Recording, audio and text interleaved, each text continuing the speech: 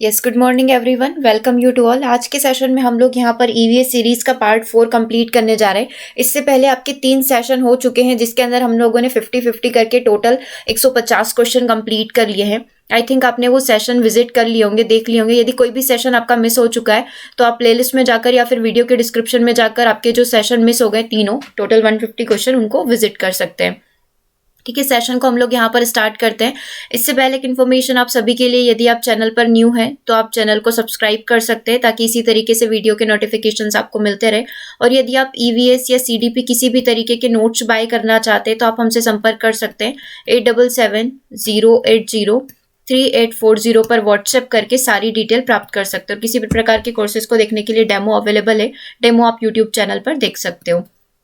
Session को हम लोग यहाँ पर स्टार्ट करते हैं। सबसे पहला क्वेश्चन आपकी स्क्रीन पर है, विश्व प्रसिद्ध अंगोरा ऊन कहाँ से प्राप्त की जाती है? तो अंगोरा ऊन मिलती है खरगोश से। ये काफी फेमस है। जिस तरीके से हम लोग देखते हैं कि जो बकरवाल जनजाति होती है वो जिस तरीके से ऊन का निर्माण करती है, उसी तरीके से हमारी जो अंगोरा ऊन है वो भी काफी ज्यादा प्रसिद्ध है।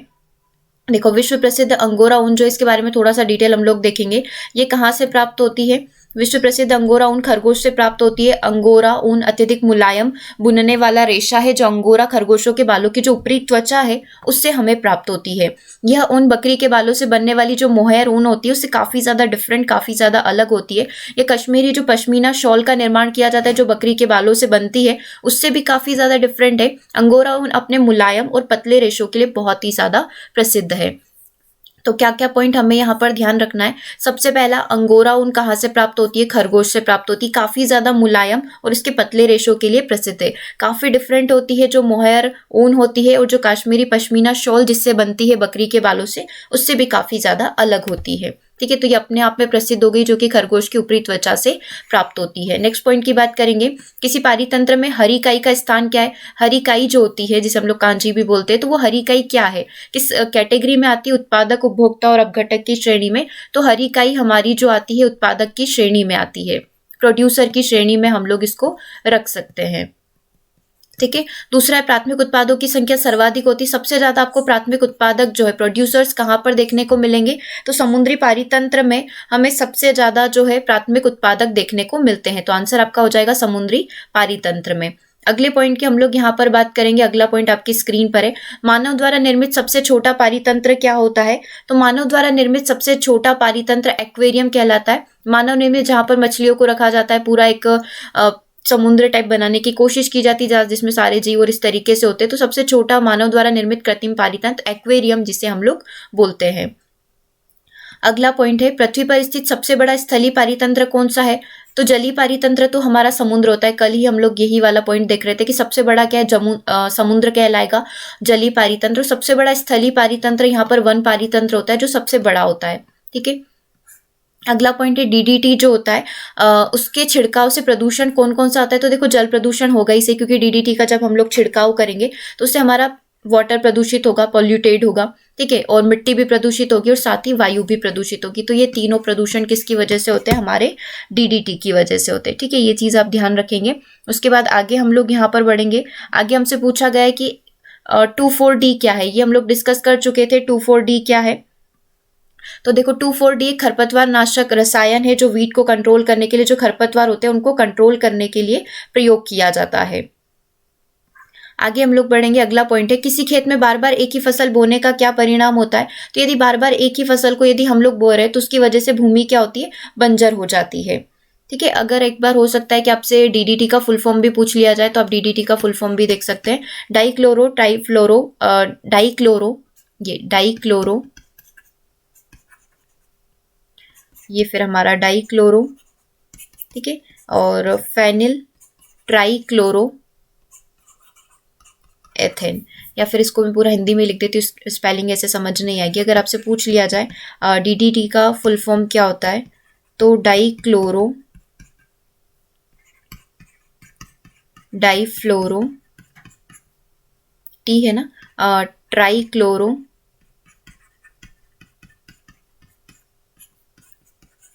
एथेन, ये आपका डीडीटी का फुल फॉर्म होता है। ठीक है, कब आया था अगर ऐसा भी पूछ लिया जाए, वैसे तो पूछेंगे नहीं, 1874 में आया था, ये आप बोल सकते हैं। ठीक है, ऑस्ट्रिया के एक व्यक्ति, उनके द्वारा इसका निर्माण किया गया था। अभी हम देख रहे थे कि किसी भूमि में, किसी खेत में एक ही बार बार बार हम फसल बो रहे, तो उसका रिजल्ट क्या निकलेगा? उसका रिजल्ट ये निकलेगा कि हमारी भूमि बंजर हो जाएगी। नेक्स्ट पॉइंट है, नींबू साधारण पानी में डूब जाता है जबकि नमकीन पानी में तैरने लगता है, इसका कारण क्या है? अब इसका रीजन यहाँ पर क्या हो सकता है? क्योंकि नमकीन पानी का घनत्व जो है साधारण पानी के घनत्व से अधिक होता है, इसकी वजह से जो है वो नमकीन पानी के ऊपर तैरने लगता है। अगला पॉइंट है, जल प्रदूषण नियंत्रण के क्या क्या उपाय है? तो जल में अपशिष्ट औद्योगिक कचरे को न बहा जाए, इस तरीके से हम लोग जल को यहाँ पर प्रदूषित होने से बचा सकते हैं। अगला है, पके हुए चावल को रेफ्रिजरेटर में अपेक्षाकृत हम लोग लंबे समय तक परिलक्षित यानी कि सुरक्षित करके रख सकते हैं। क्या कारण है इसके पीछे का? क्योंकि जब तापमान कम होगा तो वहां पर रोगाणु निष्क्रिय होते हैं। हम लोग देखते भी ना, सर्दी में खाना लेट खराब होता है यदि कंपैरिजन उसका गर्मी से करें, ठीक है, समर टाइम से करें, तो यहाँ पर कम ताप होगा तो रोगाणु क्या होते हैं? निष्क्रिय होते हैं, इतने जल्दी वो एक्टिव नहीं होते। हालांकि लंबे समय तक रखा तो वो भी कीटाणु हो जाएगा, कीटाणु रोगाणु उसके अंदर आ सकते हैं। अगला है, ओजोन परत सर्वाधिक पतली कहाँ पर है? तो अंटार्कटिका पर ओजोन परत सर्वाधिक पतली हो चुकी है, हम लोग बोल सकते हैं कि अब उसमें छेद हो चुका है। अगला है, जलीय पारितंत्र तथा अन्य किसी पारिस्थितिक तंत्र में ऊर्जा का प्रमुख स्रोत क्या होता है? तो जलीय पारितंत्र हुआ, स्थलीय पारितंत्र हुआ, तो उसमें ऊर्जा का प्रमुख स्रोत सूर्य ही होता है। सूर्य से ही पूरा पारितंत्र की शुरुआत होती है। अगला है, ड्यूटेरियम ऑक्साइड जो है, जिसे भारी जल यानी कि D2O भी कहा जाता है, इसका प्रयोग कहाँ पर किया जाता है? ये किस रूप में कहा जाता है? भारी जल, इसे D2O कहा जाता है। इसका प्रयोग मंदक के रूप में किया जाता है। जो बड़े बड़े मशीन्स वगैरह होती है उनको कूलिंग के लिए हम लोग यहाँ पर D2O का प्रयोग करते हैं, मंदक के रूप में इसका हम लोग प्रयोग करते हैं। ठीक है,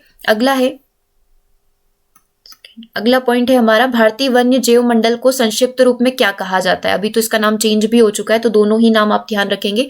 भारतीय वन्य जैव मंडल को संक्षिप्त रूप में IBWL कहा जाता है। IBWL क्या है?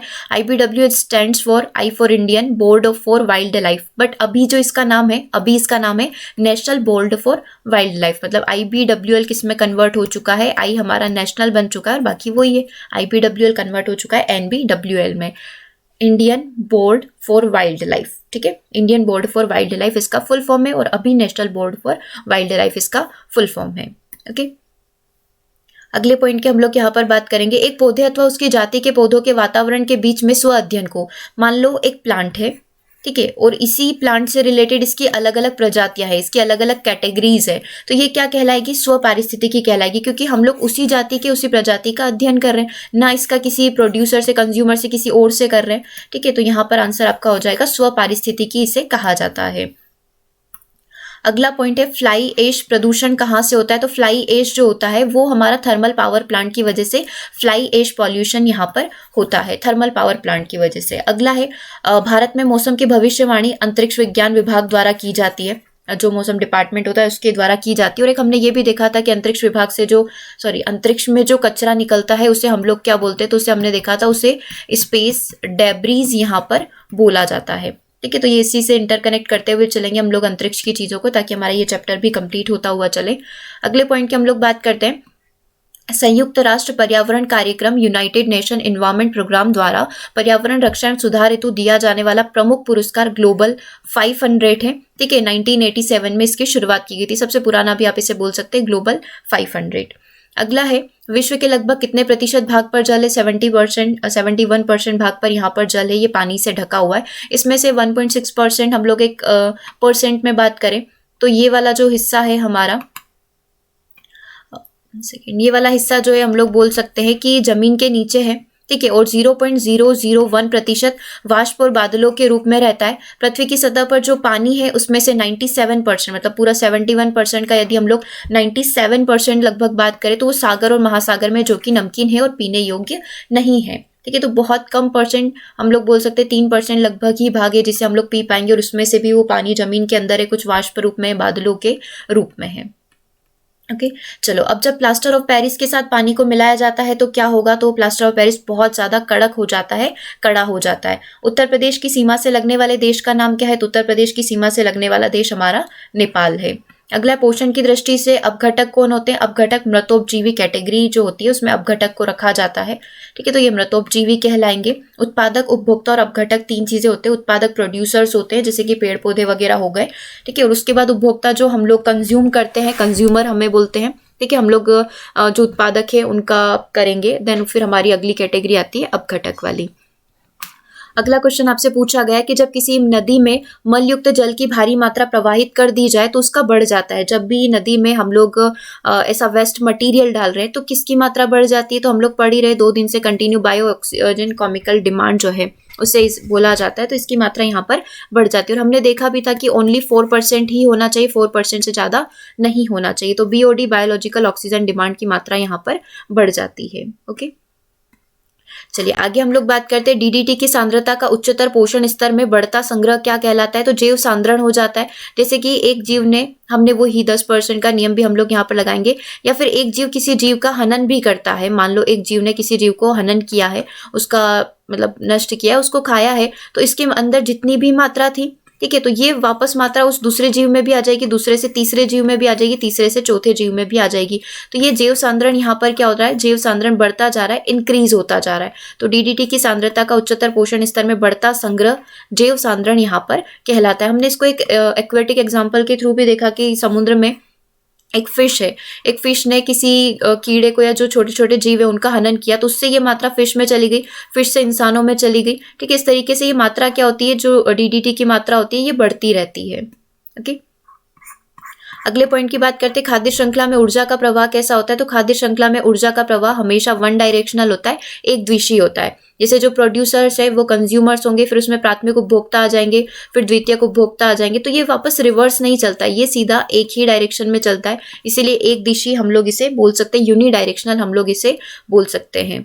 अगले की बात हम लोग यहाँ पर करेंगे, कई खाद्य श्रृंखलाएं मिलकर किसका निर्माण करती है? ये खाद्य श्रृंखला, ये खाद्य श्रृंखला, ये खाद्य श्रृंखला मिलकर यहाँ पर एक खाद्य जाल का निर्माण करती है। ठीक है, बहुत सारी खाद्य श्रृंखलाएं मिलकर खाद्य जाल का निर्माण करती है। अब ये बाई डायरेक्शनल यहाँ पर हो सकता है, कौन किसके ऊपर डिपेंड है, कौन किस पर आश्रित है।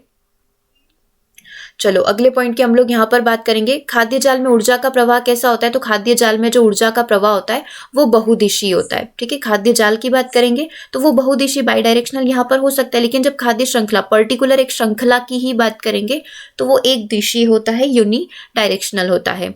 जीव भार का पिरामिड कैसा बनता है? तो जीव भार का जो पिरामिड होता है वो उल्टा भी हो सकता है, सीधा भी हो सकता है, इस तरीके से भी बनता है और इस तरीके से भी बनता है। अब वो डिपेंड करता है कि जीव भार में आप किसकी बात करें। समुद्री जीवों की यदि बात कर रहे हैं तो वो फिर हमारा उल्टा बनेगा, समुद्र वाला उल्टा बनता है, और जो वन वगैरह का होता है वो सीधा बनता है। इस तरीके से हमें ध्यान रखना है। तो देखो, ऊर्जा का पिरामिड जो होता है वो हमेशा सीधा बनेगा, और समुद्र वाला जो होता है एक्वेटिक पिरामिड जो बनता है जलीय जीव का, वो हमेशा उल्टा बनता है, क्योंकि वो सांद्रण पर निर्भर करता है।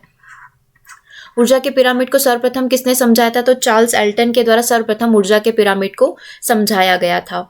अगला पॉइंट है, पर्यावरण का अर्थ क्या है? तो पर्यावरण शब्द फ्रेंच भाषा के इन्वायर शब्द से लिया गया, जिसका मतलब होता है आसपास का घेरा। इन्वायर से ही हमारा इन्वायरमेंट बना हुआ है, और नॉर्मल पर्यावरण की हम लोग यदि बात करें तो परिधन आवरण होता है जो हमें चारों ओर से घेरे हुए है। ठीक है, चलो अगले पॉइंट की हम लोग बात करते हैं, पर्यावरण के कितने घटक होते हैं? तो 2 ही घटक हम लोग मानते हैं, एक जैविक घटक होता है और दूसरा होता है अजैविक घटक। जैविक घटक के अंदर कौन कौन आते हैं? उत्पादक आते हैं, उपभोक्ता आते हैं और अपघटक आते हैं। और अजैविक घटक के अंदर कौन कौन आते हैं? तो ऊर्जा, प्रकाश, मृदा, जल, वायु, विटामिन, प्रोटीन्स आदि हमारे अजैविक घटक के रूप में कंसीडर किए जाते हैं। अगर अब हमसे पूछा जाए कि उत्पादक कौन होते हैं, ऐसे जैविक घटक जो अपना भोजन स्वयं बनाते हैं उत्पादक कहलाते हैं। पेड़ पौधे, वनस्पतियां, बिल्कुल बेसिक थ्योरी परिभाषा है, हम लोग इसे बोल सकते हैं। अगला है उपभोक्ता, किसे बोलते हैं? तो उपभोक्ता भी 3 श्रेणी में होते हैं, प्राथमिक उपभोक्ता, द्वितीयक उपभोक्ता और द्वितीयक उपभोक्ता। अब प्राथमिक उपभोक्ता जो होते हैं ऐसे घटक जो अपना भोजन हरे पेड़ पौधे से प्राप्त करते हैं, प्राथमिक उपभोक्ता कहलाते हैं। इसमें हाथी हो सकता है, बकरी हो सकता है, टिड्डा, खरगोश, हिरण, ये सारे किस पर डिपेंड है? ये सारे हमारे जो पेड़ पौधे जो है उनके ऊपर डिपेंड है। ठीक है, उत्पादक के ऊपर डिपेंड है कंप्लीटली। द्वितीयक उपभोक्ता की यदि बात करें तो द्वितीयक उपभोक्ता ऐसे उपभोक्ता होते हैं जो अपना भोजन प्रथम श्रेणी के जीवों से प्राप्त करते हैं, जैसे कि मेंढक हो गया, भेड़िया हो गया, ये टिड्डा, इनको खाकर, खरगोश को खाकर, हिरण को खाकर अपने जीवन को यापित करते हैं, द्वितीयक उपभोक्ता की श्रेणी में आते हैं। तृतीयक उपभोक्ता की बात करें तो ऐसे घटक जो अपना भोजन तृतीय श्रेणी के उपभोक्ता से प्राप्त करते हैं तृतीयक उपभोक्ता कहलाते हैं, जैसे बाघ हो गया, शेर हो गया, सांप हो गया आदि हमारे तृतीयक कैटेगरी में आएंगे। और अपघटक की यदि बात करें तो उपभोक्ता हो गए, उत्पादक हो गए। अब यदि हम लोग अपघटक की बात करें तो ऐसे घटक जो जीव जंतुओं के शरीर का अपघटन करके उन्हें मिट्टी में मिला देते हैं, उन्हें अपघटक बोलते हैं, जैसे कवक, जीवाणु, ये सारे जो गए ये हमारे अपघटक की श्रेणी में आते हैं। अगला क्वेश्चन आपसे पूछा गया, अंतर्राष्ट्रीय ओलंपिक संस्था का मुख्यालय कहाँ पर है? तो लुज़ान स्विट्जरलैंड में अंतर्राष्ट्रीय ओलंपिक संस्था जो है इसका हेडक्वार्टर स्थित है। बटरफ्लाई के शब्द के लिए प्रयोग किया जाता है, तो इसे बहुत सारे क्वेश्चन आपसे पूछे जा सकते हैं, लाइक चाइना मैन हमारे क्रिकेट में प्रयोग होता है, गुगली क्रिकेट में प्रयोग होता है, तो ऐसे बटरफ्लाई किस में प्रयोग किया जाता है? तैराकी से संबंधित है, आंसर आपका तैराकी होगा। अगला क्वेश्चन है, भारत में गुलाबी शहर के नाम से किसे जाना जाता है? पिंक सिटी, राजस्थान, जयपुर को जाना जाता है। ठीक है। प्यासी भूमि का देश किसे कहा जाता है? ऑस्ट्रेलिया महाद्वीप को प्यासी भूमि का देश यहाँ पर कहा जाता है। अगले की बात यदि हम लोग करें, हिडनबर्ग रेखा किन दो देशों का निर्धारित करती है? और जर्मनी और पोलैंड का जो है हिडनबर्ग रेखा जो है इन दो देशों के बीच की हम लोग लाइन यहाँ पर बोल सकते हैं। ठीक है। अगले पॉइंट की बात करते हैं, जलीय पारितंत्र में सूक्ष्म जीव क्या कहलाते हैं? तो जलीय पारितंत्र में जो छोटे छोटे सूक्ष्म जीव होते हैं जो पानी के साथ बहते रहते हैं उन्हें हम लोग क्या बोलते हैं? उन्हें हम लोग बोलते हैं प्लवक। ठीक है। प्लवक हमने पढ़ा भी है 5 मिनट थ्योरी सेशन में, हम लोग प्लवक के बारे में पूरी जानकारी ले भी चुके हैं। तो जलीय पारितंत्र में जो छोटे छोटे सूक्ष्म जीव होते हैं जो पानी के बहाव के साथ बहते रहते हैं उन्हें हम लोग प्लवक बोलते हैं। अगले पॉइंट की बात करेंगे, भारत में लाल पांडा पाया जाता है, तो भारत में लाल पांडा आपको सिक्किम में देखने को मिलेगा। इवन जब भी आप लोग सिक्किम वगैरह इधर यात्रा भी करते हैं तो वहाँ पर स्पेशली उनके साथ फोटो क्लिक करवाए जाते हैं। अगला क्वेश्चन है, वायु प्रदूषण के विश्वसनीय संकेतक क्या है? तो लाइकेन जो है वायु प्रदूषण का विश्वसनीय संकेतक माना जाता है, क्योंकि लाइकेन एक ऐसा पौधा है जो हमेशा, पौधा तो नहीं, घास के रूप में हम लोग इसे कंसीडर कर सकते हैं, हमेशा ये उपजाऊ भूमि में ही दिखेगा। और जब भी भूमि उपजाऊ है या फिर पॉल्यूशन बहुत कम है वहीं पर आपको ये दिखने को मिलता है। कुछ लाइकेन उपजाऊ भूमि पर ही उगते हैं जहां अन्य वनस्पतियां भी प्रचुर मात्रा में होती है, किंतु ये बड़े शहरों के आसपास कभी भी नहीं दिखाई देंगे आपको, क्योंकि नगरों में बहुत सारे कारखानों का धुआं तथा अन्य गैस होती है जो इनके लिए घातक होती है। ये वायु की स्वच्छता पर निर्भर करते हैं, जहाँ की वायु स्वच्छ होगी आपको लाइकेन देखने को मिलेंगे। लेकिन स्वच्छ वायु में ही लाइकेन जो होते हैं प्रचुर मात्रा में वृद्धि हो पाती है इनकी। यद्यपि लाइकेन जो है इनके उगने के लिए प्रकाश की आवश्यकता होती है, लेकिन कुछ लाइकेन ऐसे भी होते हैं जो कंप्लीटली अंधकार, जहाँ पर प्रकाश नहीं पहुंच पाता है वहां पर भी उग जाते हैं। जैसे कि एक लाइकेन का नाम यहाँ पर दिया हुआ है, फिसिया ऑब्सक्यूरा करके। ठीक है। तो ये कहाँ पर उगते हैं? अंधकार में। तो ये लाइकेन किसके संकेतक होते हैं? कि वहाँ की जो वायु है वो काफी ज्यादा स्वच्छ है। ओके। तो ये 50 क्वेश्चन आज के सेशन में हम लोगों ने कंप्लीट किए। आई होप कि ये सेशन आप लोगों को हेल्पफुल लगा होगा। पीडीएफ जल्दी आपको मिल जाएगी। आप खुद को व्हाट्सएप पर रजिस्टर कर सकते हैं। इस नंबर पर जस्ट हाई लिखकर आपको भेजना है। नंबर है 8770803840। फर्स्टली टारगेट रखा गया है कि हम लोग 500 क्वेश्चन वन लाइनर यहाँ पर कंप्लीट करेंगे, देन पीडीएफ पूरा रेडी होने के बाद आपको मिल जाएगा। Okay. Thank you for watching the session.